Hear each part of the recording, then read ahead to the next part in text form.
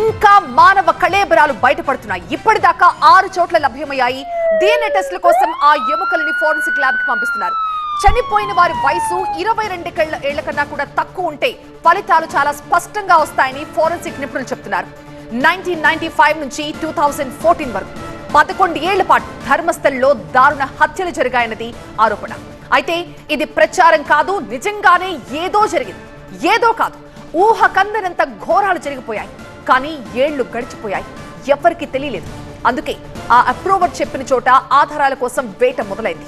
వందల మంది మిస్సింగ్, వాళ్ళంతా ఏమయ్యారో తెలియదు. లెక్కలేనన్ని శవాలు గుట్టు చప్పుడు కాకుండా పూర్తి చేశానంటూ విజిల్ బ్లోయర్ వాంగ్మూలం దేశం మొత్తాన్ని కుదిపేస్తోంది. పవిత్రమనుకునే ఆ ప్రదేశంలో నిజంగానే అన్ని ఘోరాలు నేరాలు జరిగాయా? ఇన్నేళ్లుగా ఆ నిజాలు ఎందుకు అలా రహస్యంగానే ఉండిపోయాయి? వందల మంది కనిపించకుండా పోయినా అధికార యంత్రాంగం ఏం చేస్తోంది? ఎందుకని వారి జాడ కనిపెట్టలేకపోయింది? కర్ణాటకలోని ధర్మస్థలం మిస్సింగ్స్ వెనుక, మిస్టరీ వెనుక ఊహించని ఘోరాలు బయటపడబోతున్నాయా? అసలు ఏం జరిగింది అక్కడ? ఒకే ఒక్కడు పాప భీతితో నోరు విప్పాడు. ప్రాణ భయంతోనే ఆ పని చేశాను అన్నాడు. లెక్కలేనన్ని శవాలను అతనే పూడ్చానని చెప్పాడు. అవన్నీ అనాథ శవాలు కాదు, రాబందుల్లాంటి మనుషులు రాక్షసంగా పీక్కు తిన్న శవాలు.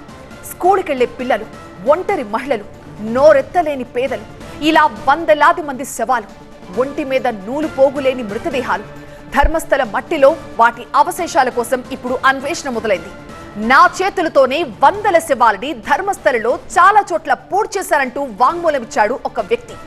1995 నుంచి 2014 డిసెంబర్ వరకు ధర్మస్థలిలోని దేవాలయంలో పనిచేసిన ఒకప్పటి పారిశుద్ధ్య కార్మికుడి వాంగ్మూలం ఇప్పుడు మొత్తం కర్ణాటకనే కాదు, యావత్ దేశాన్ని షేక్ చేస్తోంది.